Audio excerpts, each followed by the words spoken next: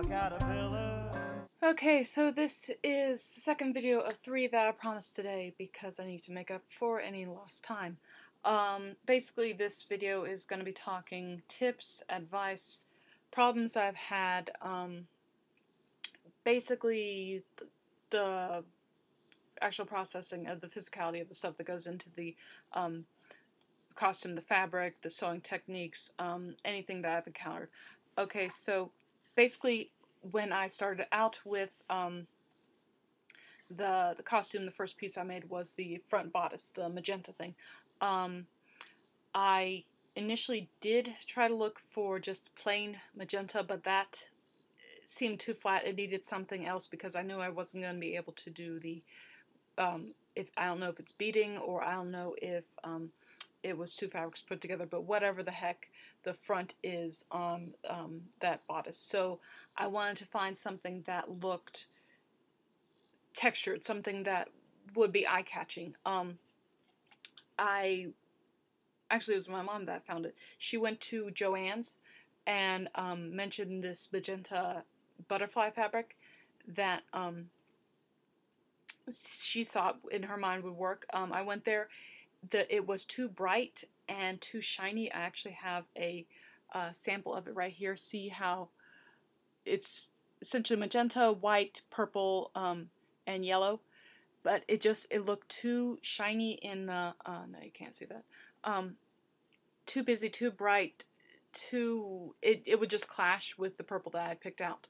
But then I had actually flipped it over, and on discovering the wrong side, which is this, so you can see the difference between the wrong side and the right side, it worked. It absolutely, it's a softer gold, actually 2 tones of gold, one bright and one duller, and then purple, and it just seemed to work. So instead of using the right side showing, I decided to use the wrong side, which seems fitting for the Hatter since they're all messed up in Wonderland. It just seemed absolutely fitting that she'd be crazy enough or mad enough to use the wrong side of the fabrics to show.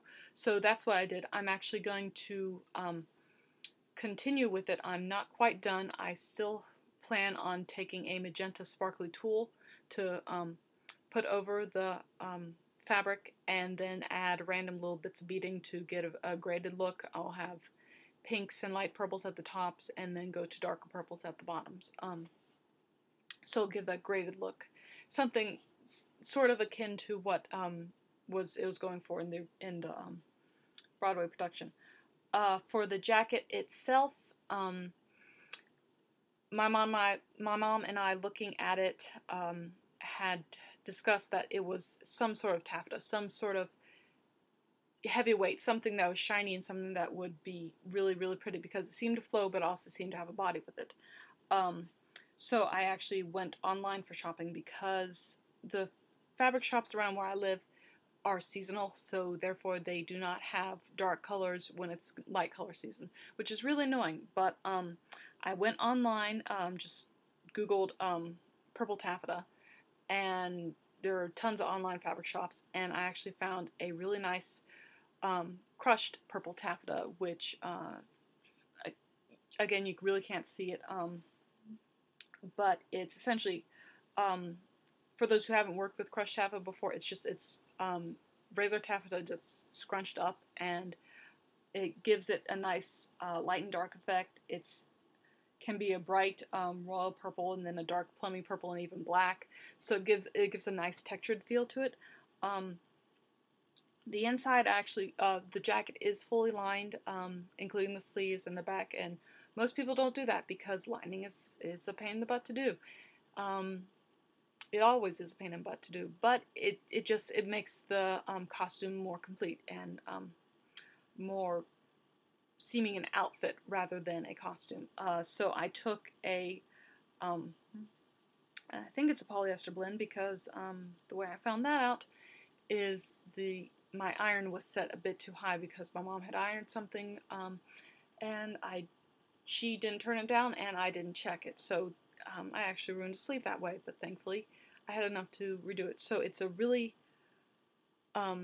lighter purple, purple's not going to show up because I don't have the right lighting in here. But it is a very nice, rich, sort of plummy, sort of shimmery and shiny and everything. It's really quite beautiful. It contrasts nicely with the uh, with the crushed taffeta and everything. For the pants, I'm using a royal blue stretch nylon lycra mix and everything. Just stuff that you get at dance stores and dance apparel things. So that's what I'm doing. It really pulls. It contrasts nicely with the purple and the black for the knee-high boots and everything. I talked about the collar and the cuffs earlier in an earlier video, which is velvet and satin. And one thing I've known about myself, but I've never really acknowledged it. I am very stubborn. My mom's stubborn, and my grandmother is very stubborn when it comes to sewing. So or at least I don't find it. When I pick a pattern, I don't think about how hard it is. I just get really frustrated when things don't seem to go how I expect them to. So the stubbornness that we have really, it keeps us going, but also sort of we hit a wall and think, why are these things working? So when I was doing the beaded trim for the collar with the satin and the velvet and the slippery beads, it kept popping out, and it really is, it caused me to cuss a lot, let's just say that. And like with this wonderful trim I'm putting on the skirt, it's absolutely beautiful. It's a lovely silver, and the needle and the sewing machine don't like the crushed taffeta with the trim, so it's constantly bunching, and I'm of the mind that everything needs to work smoothly and properly. So yeah, that's how I am. I'm just stubborn and intent on everything working out as how I expect it to work out, and it's costume making is really eye-opening when you're working alone essentially, and you have been working hours and hours after it, and it's really eye-opening because I don't know, I don't know, you think you're doing great work and everything, you think time's just flying by, and then you realize that you spent 5 hours hand beating a cuff, which you don't think it takes that long, but it does, and you're thinking, oh my god, I'm never going to get this done, and basically that's what I'm discovering. I had to alter 3 different patterns for the jacket. I had to make up a pattern for the collar, I had to take an existing male shoulder puff from a theatrical costume pattern, which I can't remember what it was, but I had to alter that to make it into the woman's shoulder puff. I had to extend the sleeves, I had to make the cuff pattern from absolutely nothing. It's just, really, this costume is making me do things that I've never done before. I've always followed the patterns, but this costume is going to give me confidence and everything for when I have to do another dress that I'm going to be wearing for Dragon Con, which is a green toga dress, which is, the pattern I'm using is a Vogue Guy Laroche pattern, which everyone who's ever worked with this pattern, apparently, I only discovered this after I bought the pattern and started working with it and couldn't understand it, but everyone's had trouble with this pattern, and so I'm going to actually have to essentially throw the directions out the window and work with what I'm able to work with. But I know this video hasn't been much about tips and tricks, it's just been my personal experience with the physicality of this outfit. Even with all this trouble, I'm still enjoying this. I'm still having fun because I'm actually discovering things about my take of Hatter, or just little idiosyncrasies I'm going to be talking about in the next video. So stay tuned for that one. And hey, I'm going to be uploading 3 videos today, so that's a first for me, especially since it's going to be one heck of a weekend this weekend. But anyway, see you guys in the next video, okay? Bye.